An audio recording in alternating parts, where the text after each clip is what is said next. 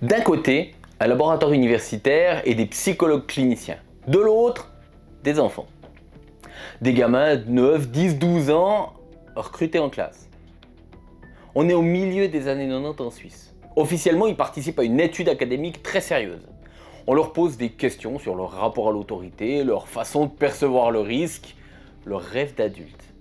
Ce que leurs parents ignorent, ce que les directeurs d'école ignorent, et ce que l'université garde soigneusement sous clé, c'est l'identité de celui qui paye.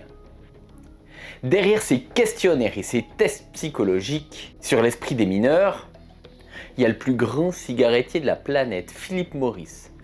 Le montant du chèque, 190 000 francs suisses, versé directement à une professeure de la faculté de psychologie de l'université de Genève et à son assistante, entre 1994 et 1997. Rien qu'en 1994, la première année, 186 enfants à partir de 9 ans passent des batteries de tests. L'étude est entièrement financée par Philip Morris. Pendant ce temps-là, ce même géant du tabac jure devant les tribunaux américains et les parlements européens qu'il ne s'intéresse pas aux mineurs, que son marketing s'adresse exclusivement aux adultes consentants. Il mentait. Et les preuves, elles sont sorties la semaine dernière, dans une enquête exclusive publiée par l'association OxySuisse. Ce qu'il faut comprendre, c'est que ce cas, c'est pas un accident, c'est pas un chercheur isolé qui a déconné. C'est une infime partie d'une stratégie globale, méthodique, glaciale, où l'industrie du tabac utilise la science pour affiner ses cibles, tout en finançant des campagnes anti-tabac pour s'acheter une conscience. Ou du moins, une respectabilité. Parce que la conscience, on va le voir, ils n'en ont pas beaucoup. Et cette stratégie, on va la décortiquer ensemble aujourd'hui.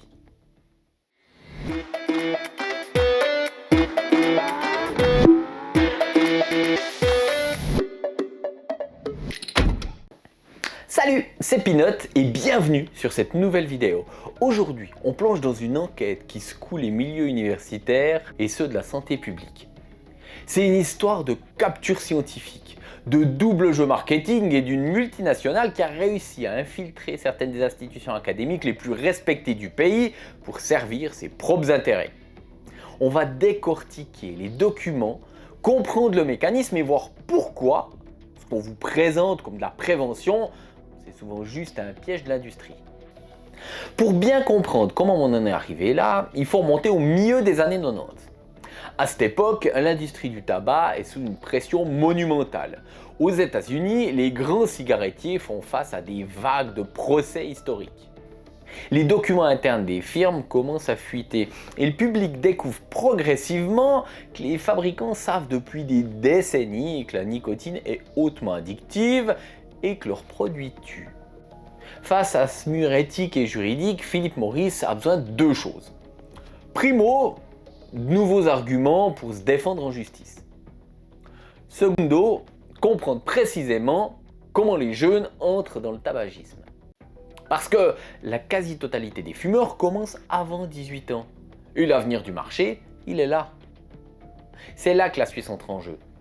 Notre pays, c'est pas juste un terrain de vente pour Philip Morris, c'est son quartier général européen. Et pour obtenir des données fiables sur la psychologie des enfants sans éveiller les soupçons, quoi de mieux que d'utiliser le prestige d'une haute école suisse? Entre 1994 et 1997, des contrats discrets sont signés entre le cigarettier et la faculté de psychologie et de sciences de l'éducation de l'université de Genève. Les fonds financent les travaux de la professeure Elsa Schmidt-Kitsikis et de son assistante Helga Kilscher.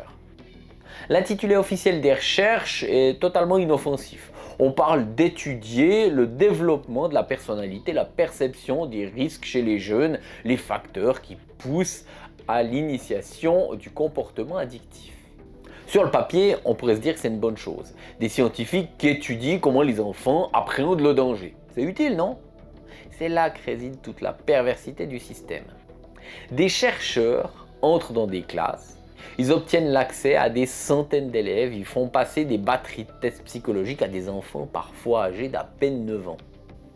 Des questions sur leur rapport à l'autorité, sur leur stress, sur leur réceptivité à l'image des marques, sur leur vision de l'âge adulte. Toutes ces données ultra qualitatives, récoltées par des professionnels de l'enfance dans un cadre rassurant, elles ne servent pas qu'à publier des articles scientifiques. Selon l'enquête d'Oxysuisse, le département sciences et technologies de Philip Morris avait pour mission explicite de surmonter les attitudes anti-tabac et d'accéder au circuit interne des milieux scientifiques et politiques. Ces données, c'était de l'or en barre. Pour le cigarettier, une étude de marché psychologique de premier ordre menée par des professionnels de l'enfance payait une misère au vu des budgets marketing de la firme et totalement indétectable par les radars publics. Ce qu'il faut analyser ici, c'est le cynisme absolu du double discours. Au même moment, publiquement, Philip Morris diffuse des chartes de bonne conduite. La marque affirme haut et fort « Nous ne voulons pas que les enfants fument, notre marketing s'adresse uniquement aux adultes consentants ». Mais en coulisses, on finance la recherche universitaire genevoise pour disséquer les mécanismes mentaux des enfants à partir de 9 ans face aux risques. Pourquoi ? Parce que si on comprend exactement pourquoi un enfant perçoit le danger, on sait exactement comment contourner cette perception dans le packaging, dans le placement de produits ou dans la communication indirecte. Et le plus troublant dans cette histoire, c'est l'omerta institutionnelle. Parce que c'est pas la première fois que l'Université de Genève est épinglée pour ses liens avec le tabac. Au début des années 2000, un immense scandale avait éclaté autour d'un autre chercheur de l'université. Une affaire tellement grave qu'elle a redéfini les règles de l'éthique scientifique en Suisse. On va en parler tout de suite parce que sans ce contexte, on ne peut pas vraiment mesurer la profondeur du problème. Ragnar Rylander, retenez bien ce nom. C'est un professeur d'origine suédoise, une sommité internationale en hygiène environnementale et médecine du travail. Il enseignait à l'Université de Genève et à l'Université de Göteborg. Un homme respecté au-dessus de tout soupçon qui publiait régulièrement dans les plus grandes revues scientifiques médicales. Sauf que ce que ses collègues et les étudiants ignoraient, c'est que depuis le début des années 70, Rylander il menait une double vie. En plus de son salaire de professeur payé par le contribuable genevois, il touchait de l'argent chez Philip Morris. Et là, on ne parle pas d'un petit pourboire. Des sources indiquent qu'il pouvait toucher jusqu'à 87 000 $ américains par an en honoraires de consultant, sans compter le financement de ses laboratoires et de ses voyages. Ces chiffres, on les tient d'Infotabac qui a basé ses recherches sur les archives internes de Philip Morris. Pendant près de 30 ans, la mission de ce professeur a été d'une simplicité et d'un cynisme absolu. Utiliser sa chaire universitaire pour minimiser, nier et masquer les dangers du tabagisme passif. À cette époque, les cigarettiers voient arriver la pire menace pour leur business, les interdictions de fumer dans les lieux publics. Si le grand public comprend que la fumée de cigarette détruit pas seulement la santé du fumeur, mais qu'elle tue aussi ses enfants et ses collègues, c'en est fini de la tolérance sociale pour la nicotine. Philip Morris a besoin de contre-attaquer sur le terrain de la science. C'est là que Rylander entre en jeu. Le professeur organise des symposiums internationaux, notamment à Genève, où il invite des scientifiques du monde entier pour parler de la qualité de l'air intérieur. Ces réunions sont entièrement financées en sous-marin par l'industrie du tabac. Et Rylander oriente les conclusions.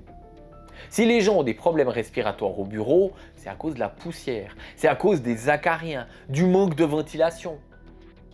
Mais en tout cas pas à cause de la fumée de cigarette.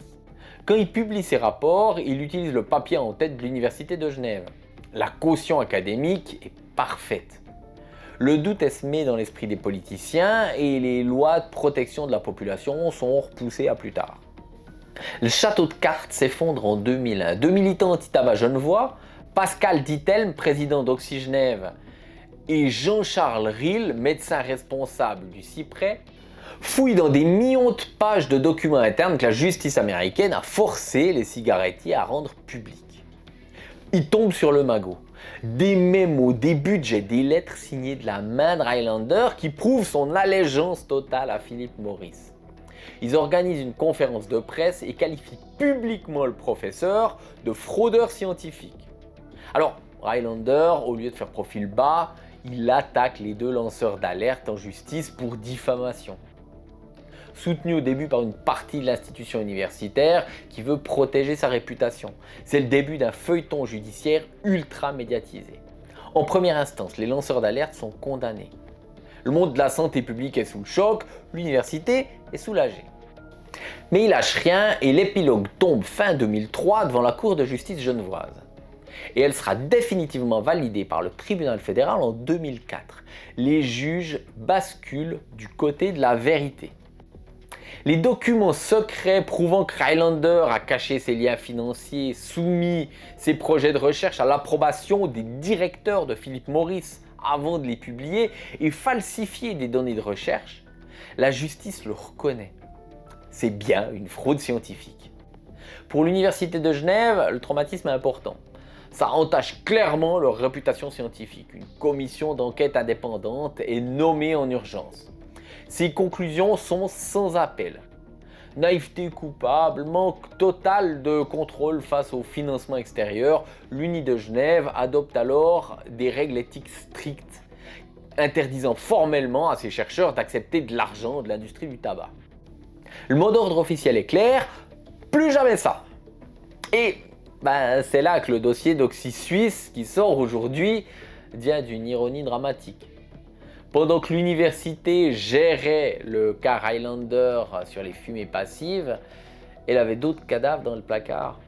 Juste à l'étage d'en dessous, dans la faculté de psychologie, les recherches secrètes sur la perception du risque chez les gosses financés par le même Philip Morris s'étaient déroulées exactement au même moment, dans les années 90. L'infiltration, c'était pas seulement linéaire, elle était multidirectionnelle. Un professeur en médecine environnementale pour nier les risques pulmonaires d'un côté, des chercheurs en psychologie clinique pour analyser l'esprit des enfants de l'autre, une stratégie subtile avec une institution publique complètement instrumentalisée. Quand on recolle les morceaux, on comprend que ce n'est pas une série d'incidents isolés. C'est un mécanisme industriel super bien huilé. Ce qu'il faut comprendre, c'est que l'Université de Genève, c'était pas une exception. C'est un exemple parmi d'autres. C'est l'application d'une stratégie appliquée par l'industrie du tabac depuis les années 50. À cette époque, les premières grandes études médicales indépendantes commencent à prouver scientifiquement le lien direct entre la cigarette et le cancer du poumon.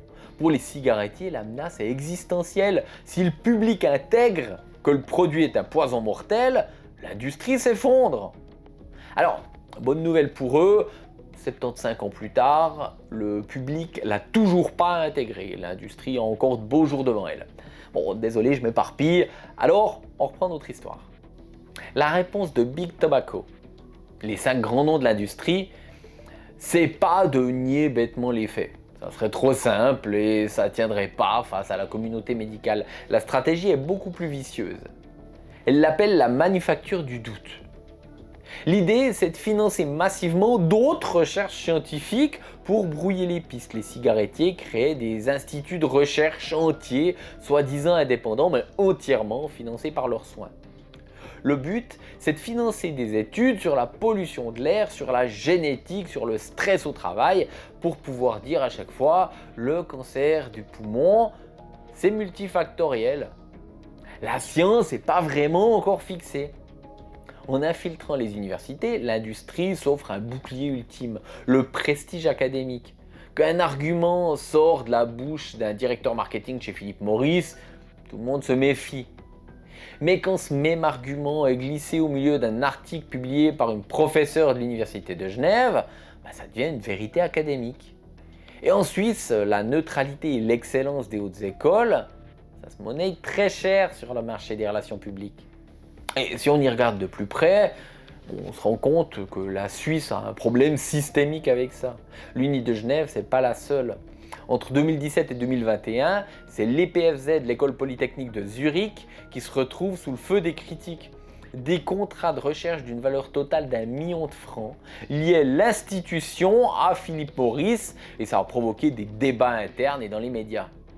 Et une enquête publiée par Transparency and Truth en février de cette année, révèle que plus de la moitié des universités suisses ont entretenu des collaborations avec l'industrie du tabac entre 2019 et 2024.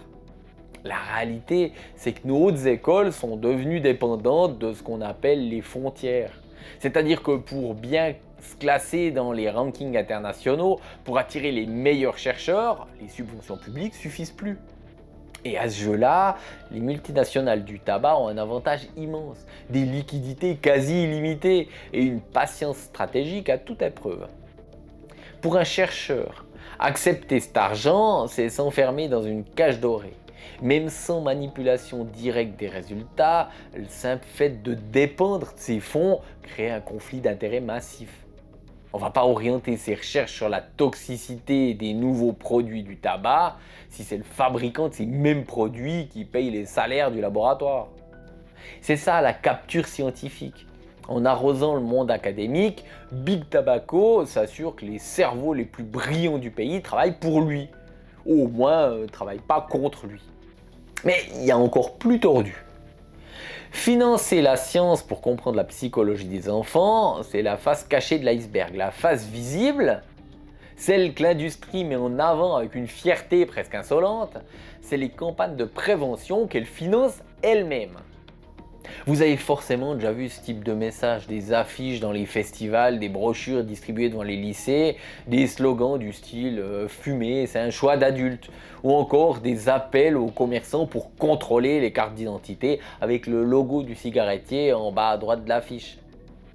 À première vue, on pourrait se dire que c'est un geste citoyen, une preuve de bonne foi. En réalité, c'est une hypocrisie totale. Pourquoi est-ce qu'une entreprise dans le modèle économique dépend de l'addiction à la nicotine dépenserait des millions pour vous dire de ne pas consommer ces produits? Ce serait totalement idiot et contre-productif. La réponse vient de la psychologie des adolescents. Plusieurs études indépendantes en santé publique ont analysé l'impact de ces campagnes financées par l'industrie du tabac et le verdict est sans appel. Elles sont inefficaces et souvent totalement contre-productive. C'est ce qu'on appelle l'effet du fruit défendu. Quand un cigarettier matraque un message « Fumer est un choix d'adulte », qu'est-ce qu'un adolescent de 14 ans comprend? Il comprend que la cigarette, c'est un marqueur d'accès ultime à la maturité, à l'indépendance, à la rébellion. Je veux paraître grand, alors je fume. En érigeant le tabac en privilège de l'âge adulte, ces campagnes créent une valeur aspirationnelle énorme chez les jeunes. L'industrie le sait pertinemment. Et c'est précisément pour ça qu'elle adore ce type de communication. La deuxième raison, c'est une stratégie de défense juridique et politique. En finançant ces campagnes, l'industrie déplace la responsabilité. Le message subliminal est très clair. On fait notre travail de manière responsable, on prévient le public. Si vos enfants fument quand même, c'est un problème des parents. C'est le problème des profs ou les mauvais choix individuels, mais c'est en tout cas pas notre faute. C'est l'individualisation systématique de la responsabilité. Et face au Parlement qui veut interdire les pubs ou augmenter les taxes, les cigarettiers brandissent ces campagnes pour dire « l'autorégulation fonctionne, pas besoin de lois restrictives supplémentaires ». Et en Suisse, cette stratégie elle a fonctionné à merveille pendant des décennies. Notre pays a longtemps été considéré par l'OMS comme le paradis des cigarettiers en Europe avec des lois sur la publicité et la protection des mineurs parmi les plus laxistes du continent. En se positionnant comme partenaire de la prévention, l'industrie du tabac s'est acheté un ticket d'entrée dans les commissions politiques et les parlements. Elle ne s'est pas fait exclure des débats, elle s'est installée au centre du jeu pour affaiblir, retarder, vider de leur substance toutes les tentatives de régulation sérieuse.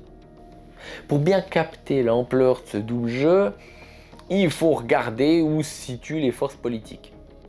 La Suisse, c'est pas un pays comme les autres pour l'industrie du tabac. C'est sa terre promise.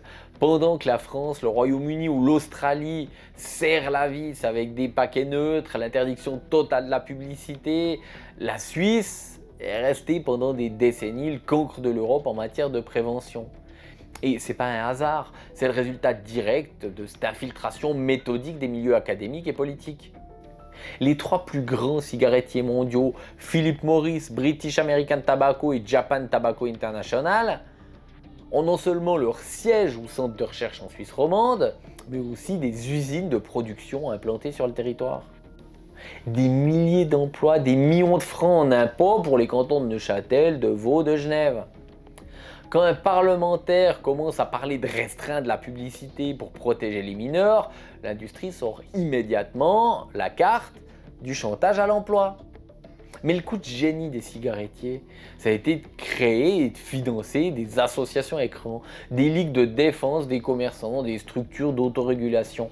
Au lieu de voir un lobbyiste en costume cravate défendre la cigarette au palais fédéral, on voit débarquer des représentants des associations de kiosquiers ou des organisations économiques. C'est eux qui montent au front pour expliquer qu'une interdiction de pub dans les festivals, ça va tuer le commerce de détail. L'argent du tabac irrigue la société suisse à tous les niveaux. Il finance des festivals, des clubs sportifs, des événements étudiants. Et à chaque fois, le mécanisme est identique. En se rendant indispensable financièrement, l'industrie paralyse toute velléité de critique. C'est pour ça que la mise à nu des contrats secrets de l'Université de Genève par Oxyaction, Oxyaction c'est pour nettoyer vos vêtements. Faites confiance à Vanish et les tâches s'évanouissent. On revient en arrière, on recommence. C'est pour ça que la mise à nu des contrats secrets de l'Université de Genève par Oxy Suisse est si importante. Elle montre que l'industrie a jamais cessé de chercher des failles pour maintenir son influence. En Suisse, l'autorégulation, ça a été la norme pendant des années. Les cigarettiers signaient des chartes où ils s'engageaient à ne pas mettre d'affiches visibles dans les cours d'école. Mais pendant qu'ils signaient ces papiers avec le sourire, ils utilisaient la science genevoise pour analyser si un gamin était sensible au design d'un logo. C'est l'essence même de la manipulation, donner des garanties de façade à l'État pour qu'il ne légifère pas tout en optimisant les outils marketing en sous-marin. En fin de compte, qu'est-ce qu'il faut retenir de tout ça ? La science, la recherche universitaire et les campagnes de prévention ne sont pas des bulles neutres au-dessus des lois du marché. C'est des champs de bataille. Quand une multinationale comme Philip Morris pose 190 000 francs suisses sur une table, c'est jamais de la philanthropie, c'est un investissement stratégique avec un retour sur investissement calculé au centime près. Aujourd'hui, l'Université de Genève a tourné la page des années 90, les chartes éthiques se sont durcies. Le public est un peu plus méfiant, tu m'étonnes. Et pourtant, se dire que tout ça, c'est de l'histoire ancienne, une affaire poussiéreuse qui concerne la cigarette classique, celle qui brûle et qui pue, un produit que les jeunes délaissent de plus en plus, ce serait une erreur monumentale. Parce que ce qu'on observe aujourd'hui, c'est exactement la même partition jouée avec des nouveaux instruments. La cigarette classique recule. Alors l'industrie a opéré un pivot historique vers ce qu'elle appelle les produits à risque réduit. Le vapotage, les vapes jetables au goût de fruits ultra chimiques, les chauffeurs de tabac ou les petits sachets de nicotine à se coller sous la lèvre. Et devinez quelles méthodes sont utilisées pour implanter ces nouveaux produits sur le marché ? On prend exactement le même manuel de stratégie et on recommence. D'un côté, les multinationales financent des vagues d'études pour prouver que vapoter est infiniment moins dangereux que fumer. Et de l'autre, on a des campagnes massives sur les réseaux sociaux via des influenceurs. Les designs sont colorés, les saveurs s'appellent Barbapapa ou menthe glacée, les formats ressemblent à des clés USB. Tout est calibré, pensé, testé pour séduire une nouvelle génération, celle des adolescents. Et quand les autorités commencent à s'inquiéter de voir des jeunes élèves accros à la nicotine à cause de ces vapes colorées, l'industrie ressort son plus beau costume de pompier pyromane. Elle finance des campagnes pour dire « Attention, ces produits sont réservés aux adultes qui veulent arrêter la cigarette. On condamne fermement la vente aux mineurs. » Ouh là là, c'est pas bien. C'est le retour du double jeu. On crée un produit dont le design et les arômes ciblent les adolescents. On utilise les failles des réseaux sociaux pour les rendre virales. Et une fois que le marché est mûr, on paye des campagnes de prévention pour s'acheter une respectabilité et bloquer les interdictions strictes que réclament les médecins.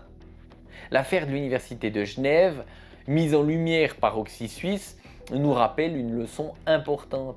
Face à des industries dont la puissance financière dépasse celle de certains États, la vigilance doit jamais faiblir. derrière chaque étude un peu trop rassurante, derrière chaque campagne de prévention un peu trop bienveillante financée par une marque, il y a toujours un objectif commercial caché. Il ne faut pas se voiler la face, c'est une évidence. Le produit change, la technologie évolue, mais le manuel de stratégie, lui, il reste désespérément le même. Si vous êtes encore là, mettez simplement « fumez-tu » en commentaire et n'hésitez pas à me donner votre avis sur la question. Comme toujours, je compte sur vous pour mettre un like, pour vous abonner si ce n'est pas encore fait et pour activer la cloche, comme ça vous êtes sûr de ne pas louper la prochaine vidéo. J'espère en tout cas que le sujet vous a plu. Actuellement, j'ai plein de projets, que ce soit privé ou professionnel, alors je dois espacer un peu les vidéos si je veux garder la qualité. C'est donc dans 2 semaines que j'aurai le plaisir de vous proposer une nouvelle vidéo. En attendant, prenez soin de vous, prenez pas votre santé et celle des autres à la légère. C'était Peanut, ciao!